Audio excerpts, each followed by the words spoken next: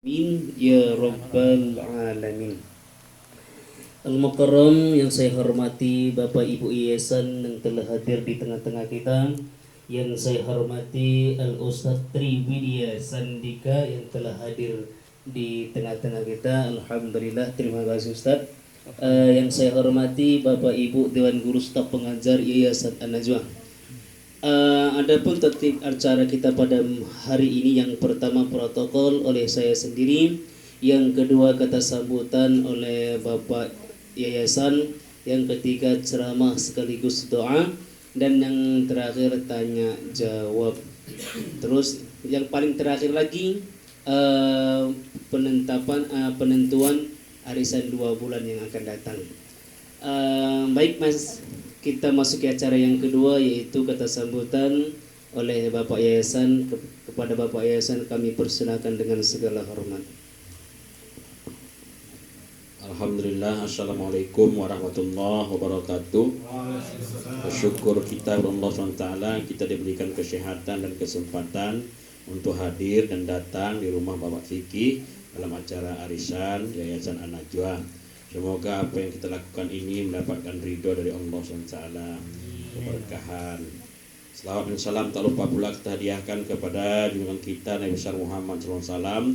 Semoga kiranya kita mendapatkan syafaatnya kelak di kemudian hari. Terima kasih kepada Bapak Al-Ustadz yang telah hadir.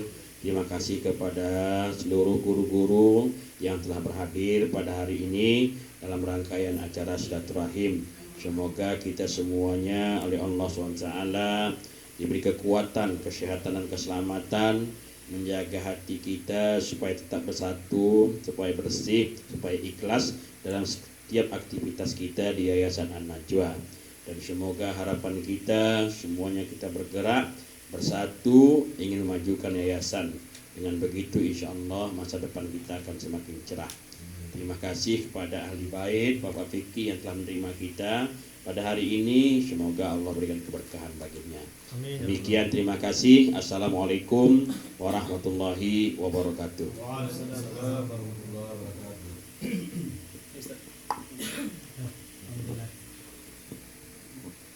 Bismillahirrahmanirrahim. Assalamualaikum warahmatullahi wabarakatuh. Alhamdulillahirabbil alamin wa bihi nasta'in ala umuri dunya waddin. Asyhadu an la ilaha illallah wahdahu la syarika lah wa asyhadu anna Muhammadan abduhu wa rasuluh. Allahumma shalli wa sallim wa barik ala sayyidina Muhammad abdika wa rasulika nabiyil ummi wa ala alihi washabihi ajma'in. Rabbi shrah li sadri wa yassir li amri wa'qdatam min lisani yafqahu qawli. Rabbana zidna ilma warzuqna fahma waj'alna minas shalihin. Ya Allah ya Rahman ya Rahim, dengan keberkahan dan kemuliaan Nabi Muhammad SAW, keluarga dan sahabat-sahabatnya, dengan keberkahan dan kemuliaan Syekh Abdul Qadir Al-Jailani, ampuni ya Allah dosa kedua orang tua kami, ampuni ya Allah dosa kami ya Rabb. Ya Allah, mudahkan kami mencari ilmu, mudahkan kami ya Allah mempelajari ilmu, mudahkan kami ya Allah memahami ilmu dan mengamalkannya. Ya Allah ya Rabb, berkahi majelis ini, berkahi rumah kami ya Allah. Amin ya Rabbal Alamin. Mari kita mulai kajian manajemen hati pada siang hari ini dengan membacakan umul kitab. Adapun pahalanya kita hadiahkan untuk Nabi Muhammad SAW, untuk keluarga dan sahabat-sahabatnya, kemudian untuk para tabi'in, tabi'ut tabi'in, untuk Syekh Abdul Qadir Al-Jailani, untuk guru-guru kita, kedua orang tua kita, serta untuk kaum muslimin dan muslimat pada umumnya. Al-Fatihah. A'udzubillahi minasyaitonir rajim. Bismillahirrahmanirrahim. Alhamdulillahi rabbil alamin. Ar-Rahmanirrahim. Maliki yaumiddin. Iyyaka na'budu wa iyyaka nasta'in. Ihdinas siratal mustaqim. Siratal ladzina an'amta 'alaihim ghairil maghdubi 'alaihim waladdallin. Amin. Ilahi anta maksudi waridhaka matludi. Ya Allah, Kau yang kami tuju, ridhamu yang kami cari. Amin ya Rabbal Alamin. Makasih ya Pak ya. Bapak, Ibu Yayasan yang dirahmati oleh Allah Subhanahu wa taala dan saya muliakan, dan guru-guru yang dirahmati oleh Allah Subhanahu wa taala. Baik, kita lanjuti kajian manajemen hati kita yang ke mana? Yang keberapa, Bu? 18. Ya, tahulah orang ada ininya kok ya, 18. Halaman 3 ya, alhamdulillah. Hikmah yang ke-18. Makin ingin dihormati, disayang, dibahagiakan, dan dipuji sama suami, maka semakin sakit hati. Masya Allah. Tengok nih, Bu, ya.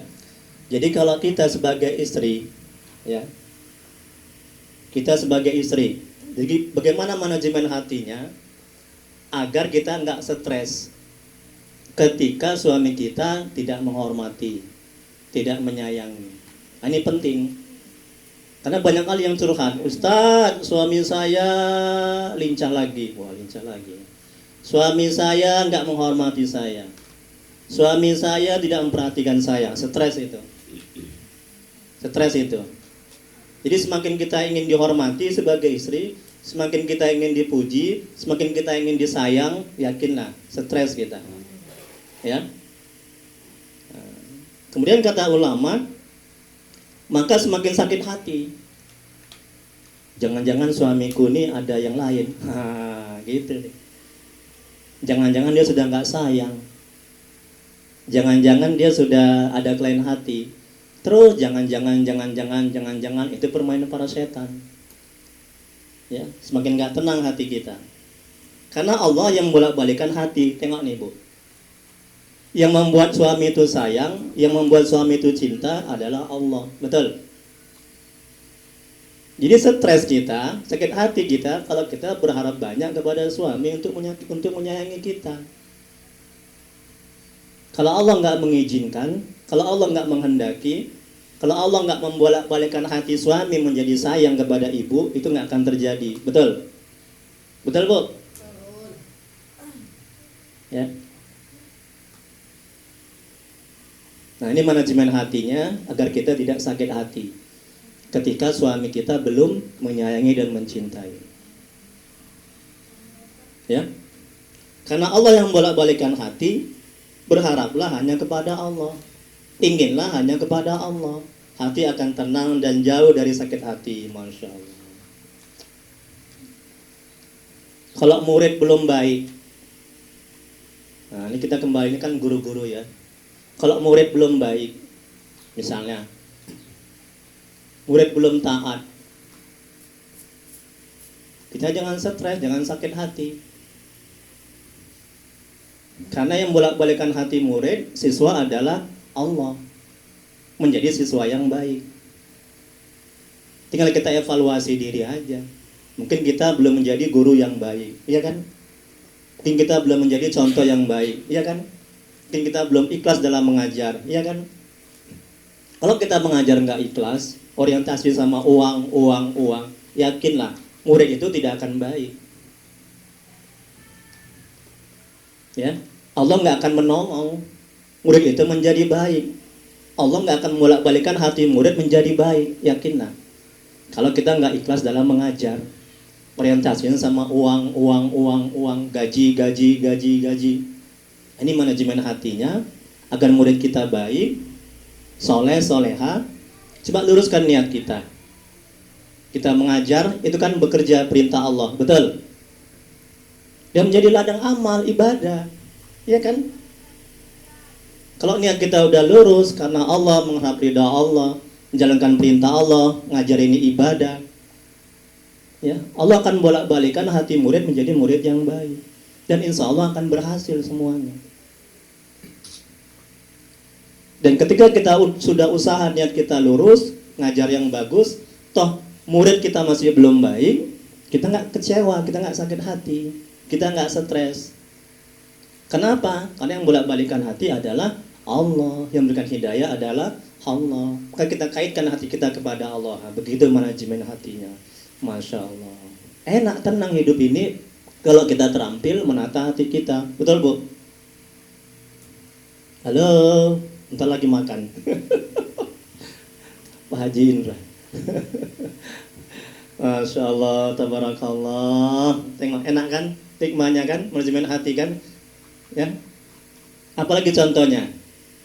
Sekarang dibalik, suami sekarang, Ustadz, istriku kok nggak sayang sama aku. Ibu dalam hatinya, kena kalian para suami katanya. Ustadz, istriku tadi ya, ya Pak Jindra. Istriku kok nggak sayang sama aku, kata suaminya. Kok nggak cinta lagi sama aku. Nah, stres dia suaminya. Padahal aku udah cinta mati, mau cinta mati, ya. Nah, jadi kalau dia mengandalkan bersandar kepada kemampuan dia, kekuatan dia, otak dia, kepintaran dia, nggak akan bisa itu suami istri itu menjadi baik. Tapi kalau dia mengandalkan Allah, bersandar kepada Allah, minta kepada Allah, karena istri belum baik, nggak akan baik kalau suaminya nggak baik. Paham itu Bu? Catat nih Bu. Siswa tidak akan baik kalau gurunya nggak baik. Suami istri nggak akan baik kalau suaminya nggak baik. Anak nggak akan baik kalau orang tuanya nggak baik. Betul? Jadi jangan mimpi anak mau baik kalau orang tuanya nggak baik. Wallahu a'lam. Satu hikmah dulu, saya buka pertanyaan biar hidup pengajiannya. Sebelum kita masuk hikmah yang ke-19. Masya Allah. Ada yang perlu diskusikan? Ini sampai jam 2 nih Bu. Hah, Ustadz ini. Enggak ya? Sebentar. Kira-kira paham ya Bu ya? Ada yang perlu diskusikan Bu? Alhamdulillah. Memang guru-guru An-Najwa ini pintar-pintar semuanya. Saya senang kali, makanya saya mau kemari jauh-jauh dari sana. Alhamdulillah, tabarakallah. Berikutnya hikmah yang ke-19. Renungan hati bagi kita agar tergerak hati untuk sholat. Nah ini penting Bu. Karena susah kita untuk bisa tergerak hati untuk sholat. Macam mana manajemen hatinya supaya kita tergerak hati untuk sholat? Nah, ya. Bila seorang pembantu dipanggil untuk melakukan pekerjaan, kemudian dia mengeluh, ini tolong dipahami Bu, supaya kita tergerak hati untuk sholat. Ini manajemen hatinya. Dari sekian banyak cara supaya kita mau sholat, terutama untuk anak kita, suami kita, istri kita, ya. Macam mana manajemen hatinya? Kita kelola hati kita tata hati kita. Nah itu. Ini kata ulama. Ya, renungan hati bagi kita agar tergerak hati untuk sholat. Bila seorang pembantu dipanggil untuk melakukan pekerjaan, kemudian dia mengeluh, ya, mengomel dan tidak ikhlas, maka kemungkinan besar ia akan dipecat oleh majikan. Betul kan? Ah, ibu nih ngasih aku jadi suruh. Capek aku. Bapak ini gitu juga.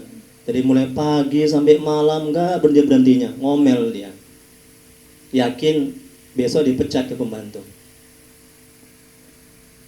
Ya. Begitu juga kita bila dipanggil untuk sholat dengan suara azan, kemudian kita berleha-leha tidak ikhlas dan memperlambat gerak kita, maka Allah akan marah dan murka kepada kita. Nah, jadi timbul, ini manajemen hatinya Bu. Jadi timbulkan kesadaran dalam hati ketika dipanggil azan, ya, dipanggil azan. Kalau kita berleha-leha tidak menyahuti panggilan azan, Allah akan murka, Allah akan marah. Sama halnya tadi pembantu yang berleha-leha ketika dipanggil untuk mengerjakan sesuatu, majikannya akan murka, majikannya akan marah. Nah begitu juga kita kondisikan hati kita. Oh ya, kalau aku nggak segera menyahuti panggilan Allah, hatiku nggak tenang, Allah akan marah. Katakan dalam hati seperti itu, ya. Aku akan stres, aku akan menderita, ya. Aku nggak akan bahagia dunia akhirat. Ah begitu. Jadi cari 1000 alasan, cari 1000 sebab. Agar apa? Agar kita mau tergerak hati untuk sholat ketika dipanggil. Apalagi contohnya? Ketika kita malas mengajar, nah, di sekolah, macam mana manajemen hatinya agar kita rajin mengajar? Macam mana Bu? Mungkin ada yang punya ide. Macam mana Pak? Jadi manajemen hatinya kita timbulkan kesadaran dalam hati akan manfaat-manfaat yang banyak kalau kita mengajar. Yang pertama, kalau kita mengajar Allah ridho. Karena pekerjaan yang dicintai Allah adalah apa, Bu? Mengajar. Betul kan? Memberikan ilmu. Jadi Allah cinta, Allah sayang. Jadi kita termotivasi untuk mau mengajar, untuk suka mengajar. Yang kedua, Bu, kalau kita meninggal dunia, kan ilmu yang bermanfaat kan ngalir terus. Betul kan? Ilmu itu tidak hanya ilmu agama, Bu. Apabila ada anak Adam meninggal, Rasulullah SAW bersabda, maka terputuslah semuanya. Kecuali 3 kan? Yang pertama, apa Pak, Bu? Ya? Anak yang soleh, yang mendoakan, terus mengalir pahalanya kan? Ke kita yang sudah meninggal. Yang kedua, Bu? Sedekah jariah. Ya, jumhur ulama mengatakan sedekah jariah itu adalah wakaf. Ketika almarhum ada wakaf masa hidupnya, maka ngalir terus pahalanya. Yang ketiga apa? Ilmu yang bermanfaat. Inilah ibu-ibu nih, bapak-bapak. Masya Allah, tabarakallah. Jadi kita termotivasi untuk mau mengajar. Coba lakukan itu ketika kita timbul rasa malas. Nah, itu godaan setan, ya kan? Itu godaan hawa nafsu, ya kan? Nah, coba katakan dalam hati, kalau aku nanti malas, aku nggak dapat pahala. Kalau aku nanti malas, ya Allah nggak ridho, Allah murka. Kalau aku nanti malas, aku akan menderita sengsara. Jadi dengan kita katakan dalam hati seperti itu, kita akan termotivasi untuk mau bergerak mengajar. Ini sama halnya dengan begini. Ketika azan berkumandang, nah, kalau kita nggak menyauti panggilan Allah, Allah marah, Allah murka. Jadi kita tergerak hati mau beramal ibadah. Kemudian apalagi kalau kita tidak menyauti panggilan Allah, kita akan stres, sengsara, menderita. Hati kita nggak akan tenang. Hati kita galau karena jauh dari Allah. Jadi dengan kita timbulkan kesadaran seperti itu, kita akan termotivasi untuk bangkit mengerjakan sholat. Ya. Wallahu a'lam. Hanya Allah yang maha mengetahui. Baik, saya buka pertanyaan. Ada? Ini hikmah yang ke-19 sampai hikmah yang ke-26.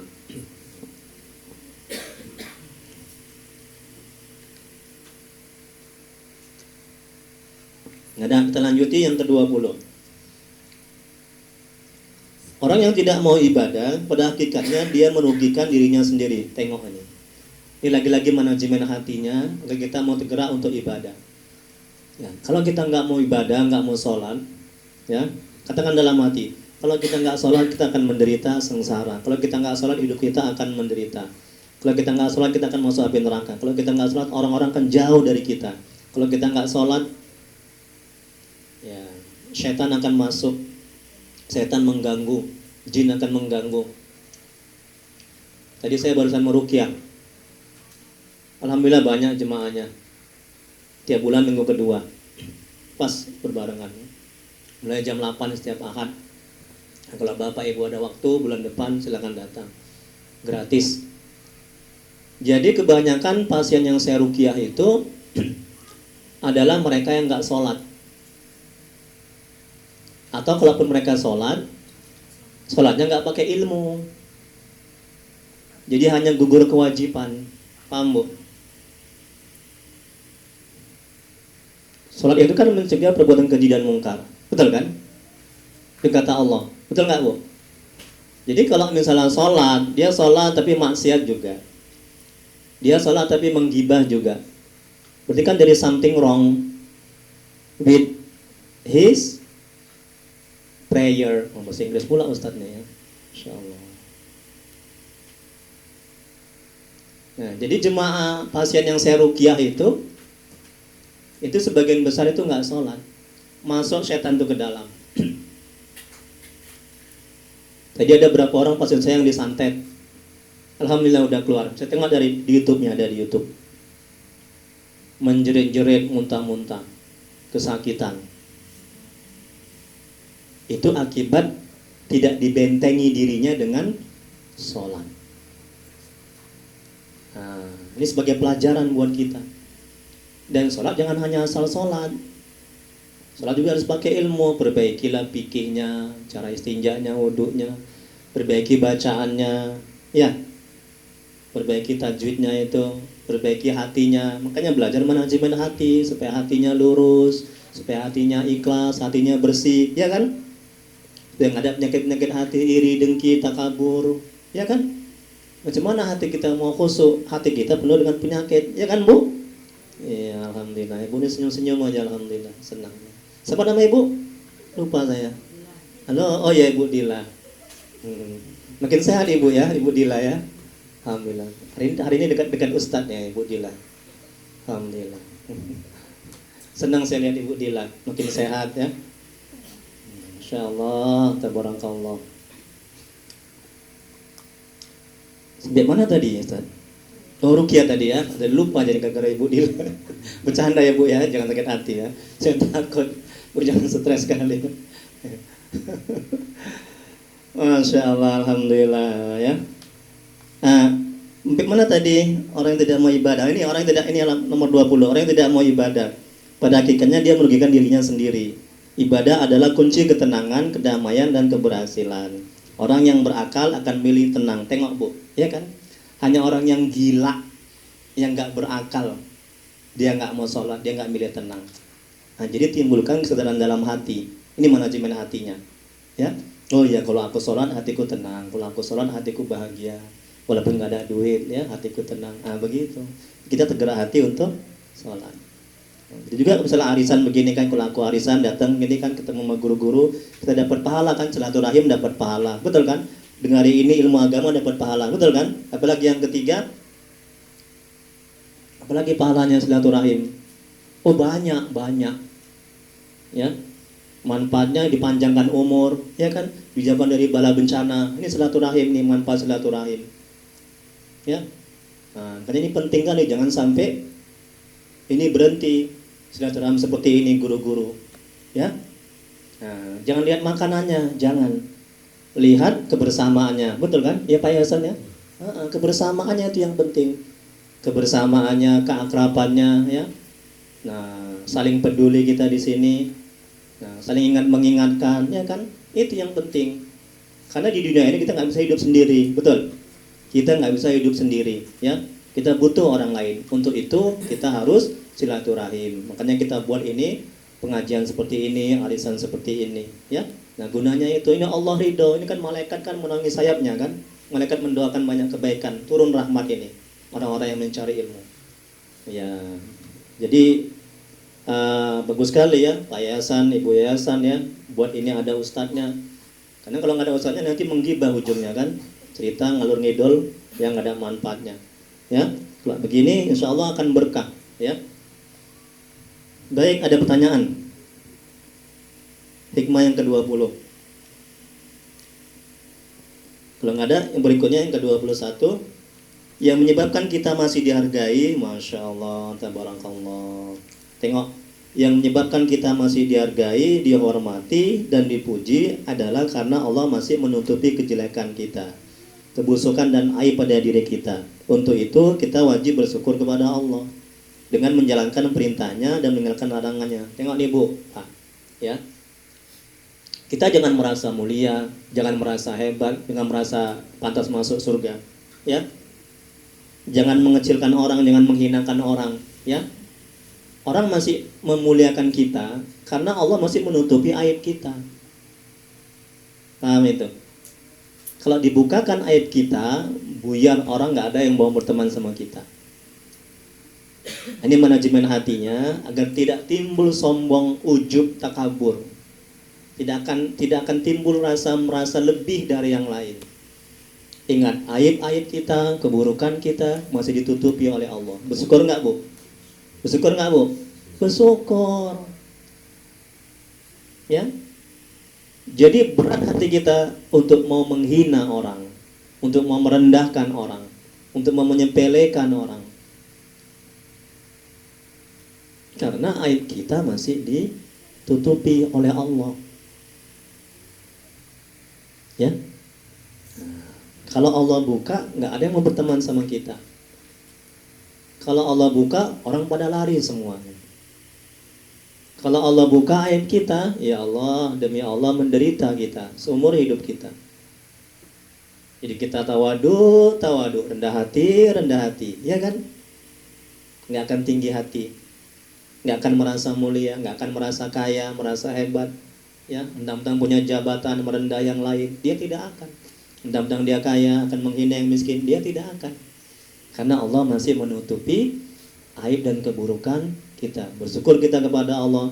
Alhamdulillahirabbil alamin.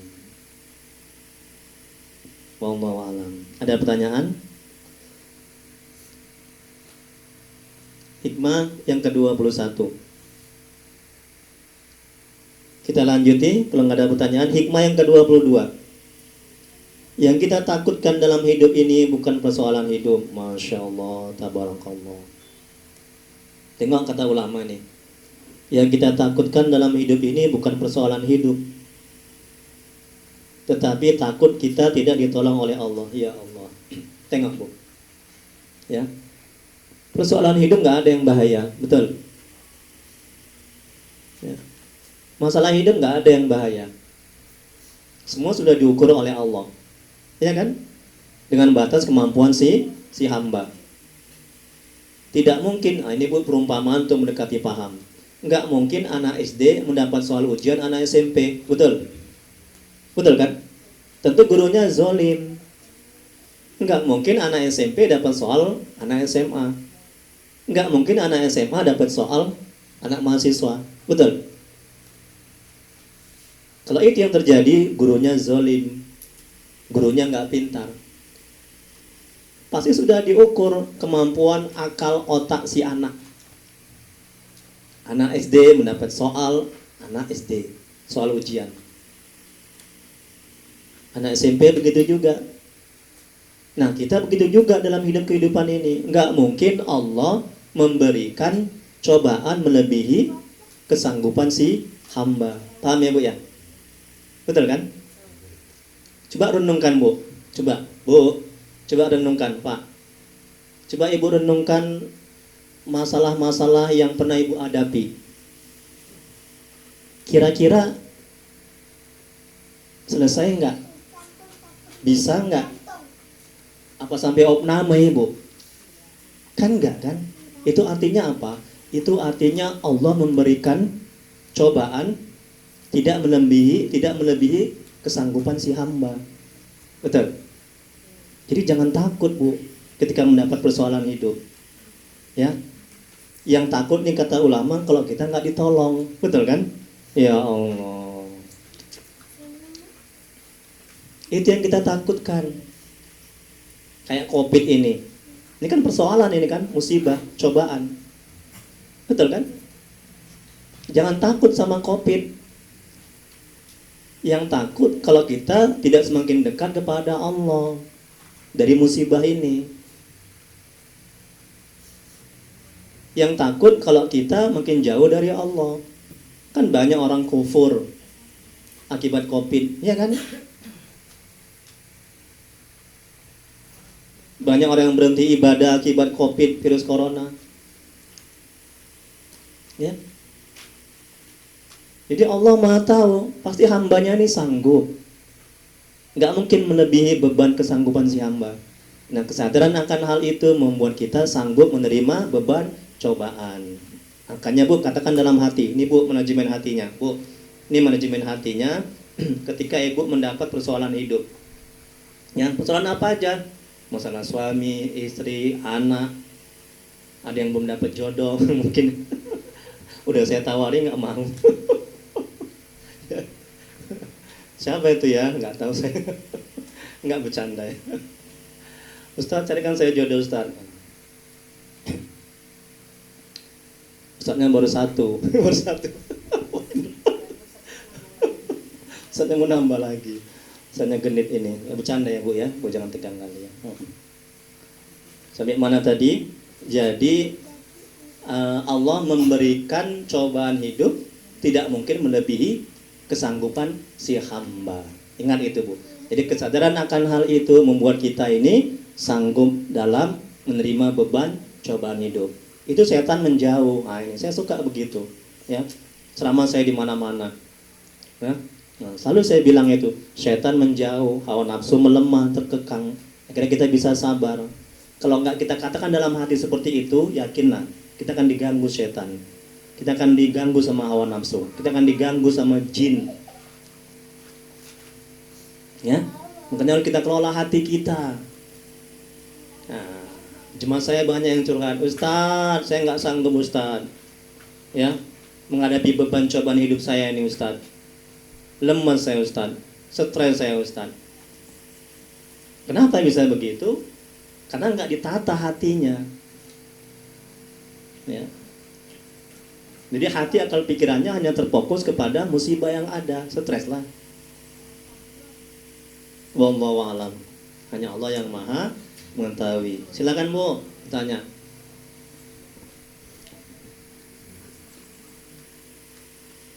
Nggak ada, kita lanjuti. Yang nomor, Masya Allah, nikmat ya. Setiap hikmah mengandung apa namanya? Mengandung hikmah yang dalam ya, pelajaran hidup ya. Mudah-mudahan kita ini bisa mengamalkannya. Amin ya rabbal alamin. Untuk saya juga ya, untuk kita semua. Yang saya tidak punya untuk mengajari ya. Saya hanya saling kita mengingatkan satu sama lain ya. Mudah-mudahan bermanfaat kajian manajemen hati ini ya. Karena kalau hidup kita bisa terampil kita menata hati kita, kita akan selamat. Ya, tapi kalau kita nggak terampil menata hati kita nggak akan selamat ya. Berikutnya yang berapa Bu? 23. Bukan urusan kita bila orang-orang tidak suka kepada kita, Masya Allah. Tetapi menjadi urusan kita bila Allah yang tidak suka kepada kita. Kita harus lebih takut kepada Allah daripada makhluk. Tengok nih Bu. Kita buat baik aja, masih ada yang nggak suka, betul kan? Apalagi kita buat jahat. Jadi masa bodoh orang-orang nggak suka sama kita. Kalau kita hidup ini sibuk mikirin orang yang nggak suka, nggak bisa hidup kita. Betul kan? Nggak bisa hidup kita. Dan kita sibuk membagus-baguskan diri kita, kan topeng jadinya. Kalau aku nanti begini, apa kata orang? Kan gitu kan? Kalau aku buat begini, apa kata orang? Terus kata orang. Nah, kata Allahnya kapan? Stres kita. Ya. Jadi jangan pedulikan apa kata orang, tapi pedulikan apa kata Allah. Sepanjang yang kita lakukan itu baik, jalankan. Yang kita lakukan itu berdasarkan Al-Quran, hadis, para ulama, jalankan. Kalau yang kita lakukan itu buruk, tinggalkan. Ini kata ulama ini. Ya, bukan urusan kita. Jadi kita jangan terjebak kepada keburukan orang lain. Iya kan? Kadang kan begitu kita kan. Sibuk hati akal pikiran kita mengurusi keburukan orang lain. Tapi keburukan kita nggak tahu. Kan itu celakanya. Gajah di pelupuk mata. Gimana Bu? Nah, tidak kelihatan. Semut di seberang lautan kelihatan. Jadi aib orang, keburukan orang aja yang dia tahu. Stres itu hidup begitu. Yakinlah. Ya. Dan Imam Syafi'i, semoga Allah merahmati dan meridhoinya, kita nggak bisa membuat orang suka semuanya sama kita. Tolong Bu dicatat. Betul. Tengok, bagus hikmahnya ya. Kita nggak bisa membuat orang suka semuanya sama kita. Kalau kita sadar akan hal itu, kita nggak akan sakit hati ketika orang menyakiti kita, membenci kita. Tolong dipahami. Ini bukan surga, ya kan? Ini dunia. Sepanjang kita masih hidup di dunia, pasti aja ada orang yang nggak suka sama kita. Tolong dicatat. Pasti ada orang yang menjelekkan kita, iri sama kita, dengki sama kita. Itulah keaslian dunia. Ustaz, saya mau hidup tenang lah Ustaz. Saya nggak mau diganggu, dicaci, dimaki, dizolimi. Gak usah tinggal di Alaska sendiri. Nggak bisa.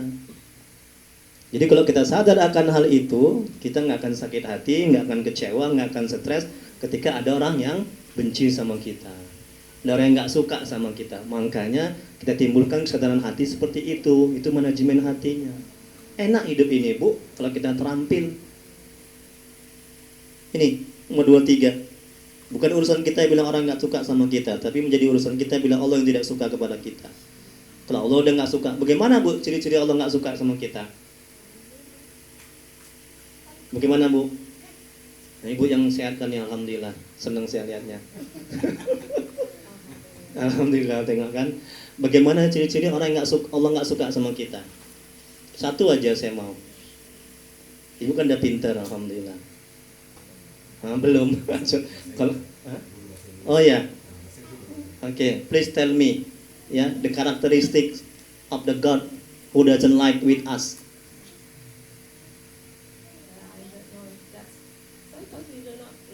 Ya.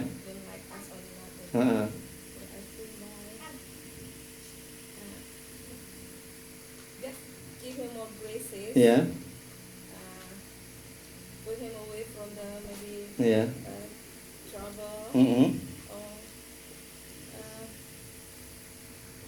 He or she will be lives Ya. in a mass of happiness. Ya. Fun. Fun. Masya Allah. Tengok kan, nih guru-guru anak Najwa ini hebat-hebat kan. Udah cantik, manis, bahasa Inggrisnya kayak air lagi. Tengok. Allah Akbar, tabarakallah. Ini ditonton di YouTube nih sama jemaah-jemaah saya nih. Ustadz, di mana tuh Ustadz? Tunjukkan dulu ibunya dulu yang cantik ini. Masya Allah, bahasa Inggris ya. Nih guru bahasa Inggris ini, pintar bahasa Inggris. Wah. Alhamdulillah, tabarakallah. Absolutely correct. Ya, absolutely correct. Bukan korek api. Ya, benar-benar betul. Ya. Smart teacher. Guru yang pintar, yang cerdas. Jadi satu aja, sebenarnya banyak ciri-ciri Allah nggak suka ya, kepada kita, yaitu dimudahkan kita buat maksiat. Wah, itu dia Bu. Mau nggak sholat kita mudah, mau nggak baca Quran kita mudah. Jadi intinya dimudahkan kita buat maksiat kepada Allah, kepada makhluknya. Dan dibuat sulit kita untuk taat kepada Allah. Ini ciri-ciri Allah nggak suka. Jadi hati-hati Bu, tanya diri kita. Kalau kita udah sukar untuk taat, cepat bertobat kepada Allah, ya kan? Nah, tadi di rumah tadi kita muhasabah dulu, pada nangis jemaah saya, ya, mereka bertobat kembali kepada Allah. Nah, habis muhasabah kita buat ruqyah. Wah, makin keluar jin setannya itu. Setelah itu baru kita masuk manajemen hati. Masya Allah, tabarakallah. Ya. Yang ada pertanyaan Bu? Nomor 23. Sekarang nomor 24 ya. Ya, 2 lagi ya. Sekarang jam 12 lewat 10. Zuhur jam 12 lewat 30. Ya.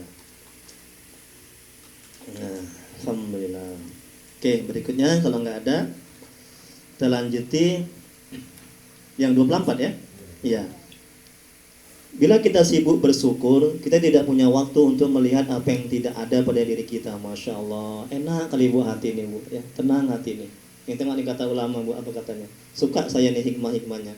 Bila kita sibuk bersyukur, kita tidak punya waktu untuk melihat apa yang tidak ada pada diri kita, pada rumah kita.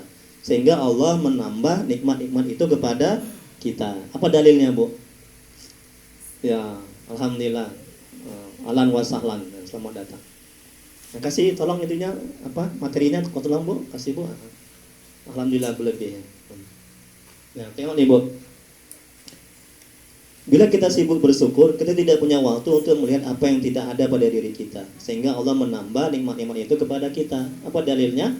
Al-Quran, la in syakartum la azidannakum wa la in kafartum inna azabi lasyadid. Kalau engkau bersyukur, aku tambah. Tengok itu Bu. Jadi kalau kita sibuk mensyukuri nikmat sekecil apapun yang Allah berikan, ya, Kita hati, akal, pikiran kita, mata kita nggak melihat yang belum ada, tapi yang sudah ada. Tenang hidup kita. Tapi yakinlah Bu, kalau ibu selalu melihat apa yang belum ada sama diri kita, di rumah kita, siap-siap stres, siap-siap menderita. Ibu akan dimakan keinginan terus. Aduh, HP ku jelek, pingin ganti HP. Aduh, rumahku jelek, pingin ganti rumah. Aduh, istriku jelek, pingin ganti istri. Oh enggak lah. Ya bercanda ya, Bu. Masya Allah, Ibu serius sekali ya. Jangan tegang Bu. Ya, Masya Allah. Enggak lah ya, bercanda. Jadi terus aja melihat Bu, terus melihat apa yang enggak ada. Itu stres itu. Tapi kalau kita melihat apa yang ada, kita syukuri. Tadi ayat tadi, Allah akan menambah. Punya istri satu, kalau kita bersyukur akan ditambah katanya. Jadi Allah terus kasih nikmat. Hati kita tenang dan tentram. Ini buah dari kita mensyukuri nikmat Allah. Nah, maka supaya tenang hidup kita Bu, jangan kita melihat apa yang nggak ada pada diri kita, pada rumah kita, ya. Tapi lihatlah apa yang sudah ada. Lihatlah apa yang sudah Allah kasih. Ya, itu jauh menenangkan hati. Ya. Tapi kalau kita selalu melihat apa yang nggak ada, siap-siaplah kita stres. Kalau kita selalu kurang, selalu pingin lebih, siap-siap kita stres. Seperti kayak minum air laut. Macam mana Bu air laut Bu? Semakin diminum semakin, iya bukan asin Bu, ahus ya. Nah, iya kan? Nah, begitu juga orang yang tidak mensyukuri nikmat yang kecil, dia kayak minum air laut. Terus dia kurang, tamak, rakus, ingin. Sudah ada HP, ingin lagi yang lain. Sudah ada kereta, ingin lagi yang lain. Ya? Nah, sudah ada ambal, ini cantik ambalnya, ingin lagi yang lain. Ini buah dari orang tidak mensyukuri nikmat Allah. Akhirnya stres hidupnya, termakan keinginan. Kita itu bukan ingin tapi perlu, betul kan? Betul kan Bu?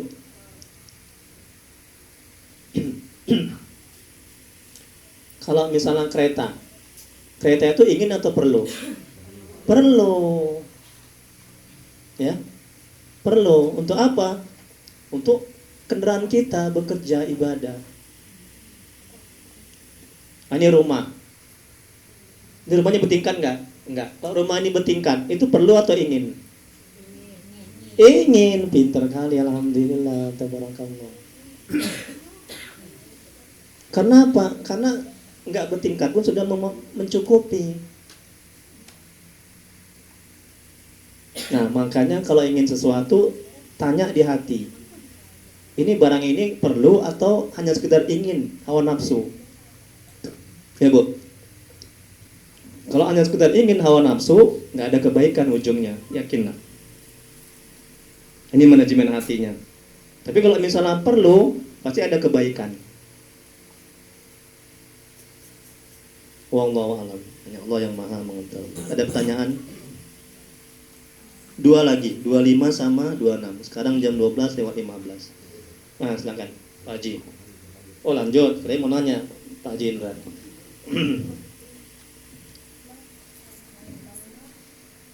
Berikutnya yang ke 25. Jadi kan rumah sebagai ladang amal untuk akhirat kelak, Masya Allah. Tengok ini kan, ini rumah ini kan. Nah, sekolah juga begitu sebagai ladang amal. Rumah dibuat pengajian, ya. Ini akan keberkahan yang turun nih Bu. Ya, rumah itu tidak hanya untuk tempat tinggal, tapi juga untuk tempat pengajian, ya, tempat pendidikan agama, ya, mengaji, sholat di situ. Jadi keberkahan turun. Jadi yang punya rumah itu akan merasakan ketenangan, ketentraman, kedamaian. Tapi kalau rumah nggak dibuat untuk sholat, untuk mengaji, pengajian, ya, pendidikan agama, yakinlah Bu, nggak ada keberkahan turun dalam rumah itu. Makanya rumah saya itu tiap hari itu Bu, ya, saya sama keluarga saya berikan pengajian, mengaji. Kalau Minggu malam Senin itu nanti malam tuh ada pengajian manajemen hati, udah gratis. Nanti tiap bulan juga kayak tadi, sebulan sekali, minggu kedua ada ruqyah berjemaah, muhasabah. Ya, alhamdulillah saya sama istri saya jarang berantem, paling begaduh aja.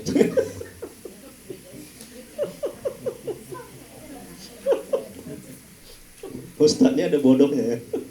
Bercanda ya Bu ya. Iya jujur, jarang kami berantem. Nggak, ini bukan ria ya. Ini bukan pamer, tidak. Ya, tidak. Ini hanya apa namanya? Memberikan contoh gitulah ya. Sharing, berbagi gitu. Nah, kan janji Allah kan, janji Rasul. Kalau rumah kita, nah ini Bu, kalau rumah kita buat untuk ibadah. Dan dalam hati ibu ini, pengen aku Ustaz sebagai suamiku katanya. Gak bercanda, perasaan Ustaz ini, kegeeran ya, bercanda. Jadi kalau ini tadi kata ulama tadi, kalau rumah tangga kita, ya, jadi jadikan rumah tangga sebagai ladang amal untuk akhirat kelak. Ladang amal, suami sebagai ladang amal. Tengok kan Bu, macam mana tuh Bu, suami sebagai ladang amal? Coba Bu, tolong Bu, dengan contoh Bu, suami sebagai ladang amal, macam mana itu? Macam mana ya, suami sebagai ladang amal? Nah, artinya kalau kita ngurus suami, ya kan, mencucikan pakaian suami, memasakkan makanan untuk suami, ya kan, mengurus suami, kan ada amal pahala. Makanya ibu nggak boleh apa namanya, nggak boleh marah, nggak boleh stres, ya, harus sabar-sabar ngurus suami. Nah, sama kayak mahasiswa, kayak siswa juga, anak murid kan ladang amal buat kita, ya kan? Nah, kita mendidik mereka kan ladang amal. Nah, boleh jadi kalau misalnya kita mati, ibu bapak meninggal, ibu bapak masuk surga, buah dari amal kita dulu ngurus suami kita, ya kan? Mengurus anak-anak murid kita. Kita kan nggak tahu amal ibadah mana yang membuat kita masuk surga, betul Bu? Betul kan? Kita nggak tahu Bu, amal ibadah mana yang membuat kita masuk surga, nggak ada yang tahu. Ayo, kalau kita lihat Bu, amal sholat kita jauh dari kesempurnaan, betul kan? Banyak cacatnya, banyak kurangnya, itu amal sholat. Bacaannya masih kurang, tajwidnya kurang, mungkin ada makan makanan yang haram, betul kan? Untuk itu banyak kita berbuat kebaikan, kita ngajar yang ikhlas. Kita ngurus suami yang ikhlas. Kita nggak tahu amal ibadah mana yang buat kita masuk surga. Masya Allah. Mungkin gara-gara ngurus suami, mungkin gara-gara kita ngajar yang ikhlas, yang nggak orientasinya duit, gaji, iya kan? Kemudian berikutnya, suami sebagai ladang amal, anak-anak sedang amal. Jadi seletih apapun kita tahu bahwa ini merupakan bekal pulang kita, Masya Allah. Kita nggak akan letih, kita nggak akan capek kalau orientasi kita akhirat dalam ngurus suami, kalau orientasi kita akhirat dalam mengajar siswa kita, nggak akan letih. Tapi kalau orientasi kita gaji, duit, yakinlah Bu, akan berat kita ngajar, akan berat kita ngurus suami dan anak. Makanya bergantung kepada cita-cita kita, tujuan kita dalam ngurus suami, dalam mengurus rumah tangga, dalam mendidik. Kemudian berikutnya, jadi kita tidak mengeluh dan bisa bersabar. Orang yang ingin akhirat dan yakin akan Allah, dunia jauh lebih ringan, Masya Allah. Catat itu Bu. Orang yang ingin ingat akhirat dan yakin akan Allah, dunia jauh lebih ringan. Dan orang yang nggak ingat akhirat, nggak yakin akan Allah, akan berat menjalani hidup dan kehidupan. Ya, sehebat apapun dia. Ada pertanyaan Bu, satu lagi, yang ke-26 terakhir. Baik, terakhir kita tersinggung dan sakit hati karena hati kita belum bisa merasakan bahwa itu merupakan sebagai ladang amal. Masya Allah. Bila hati kita baik, maka kita akan bisa bersabar dan bersyukur karena itu merupakan ladang amal bagi kita. Ini manajemen hatinya Bu, agar kita bisa bersabar ketika kita dicaci, dihina. Ya, kalau misalnya kita dibilang, oh bodoh kau, kalau kita nggak merasa bodoh, ngapain kita sakit hati? Betul kan? Orang yang sakit hati karena dia merasa pintar. Kalau kita nggak bodoh, ngapain kita sakit hati? Nah, ini manajemen hatinya. Ya. Dan ingat satu lagi, cacian orang, hinaan orang, Sadarkan dalam hati, ini manajemen hatinya. Ini merupakan sebagai ladang amal. Kalau kita katakan demikian, itu setan menjauh, hawa nafsu melemah, terkekang. Karena kita akan bisa bersabar. Ya. Nah, jadi stres kita, menderita kita, kalau kita sudah merasa lebih, merasa pintar, merasa hebat, merasa kaya, merasa mampu. Tapi tidak sebaliknya, pintar merasa. Orang yang pintar merasa, dia akan selamat, dia akan disukai orang. Pintar merasa, hatinya peka, betul kan? Ketika orang susah, hatinya ingin membantu. Itu pintar merasa. Dan yang celaka adalah merasa pintar.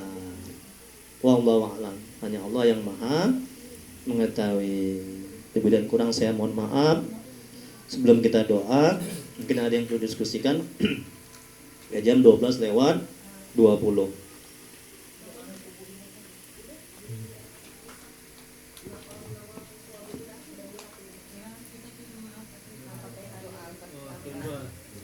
Ada yang firman. Ya.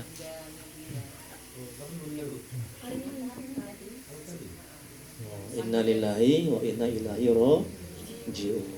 Ibu Iriani binti Itu aja di situ di HP situ. Nah.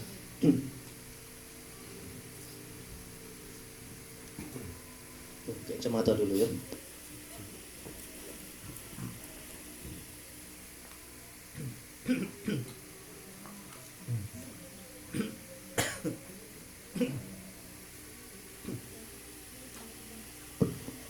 Iriani binti Trimo Bijoyo. Itu ya? Oke. Kita doa dulu ya. Astagfirullahaladzim, astagfirullahaladzim, astagfirullahaladzim. Kita kirim Al-Fatihah untuk Nabi Muhammad SAW dan sahabat-sahabatnya, dan untuk para tabi'in, tabi'in, untuk guru-guru kita, kedua orang tua kita, wabil khusus untuk almarhumah Iriani binti Trimo Wijaya.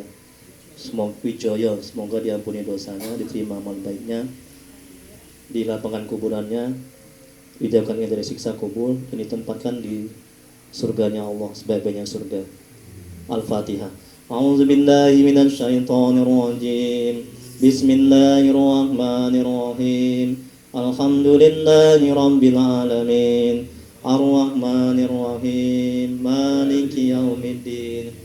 Iyyaka na'budu wa iyyaka nasta'in. Ihdinas siratal mustaqim. Siratal ladzina an'amta 'alaihim ghairil maghdubi 'alaihim waladdallin.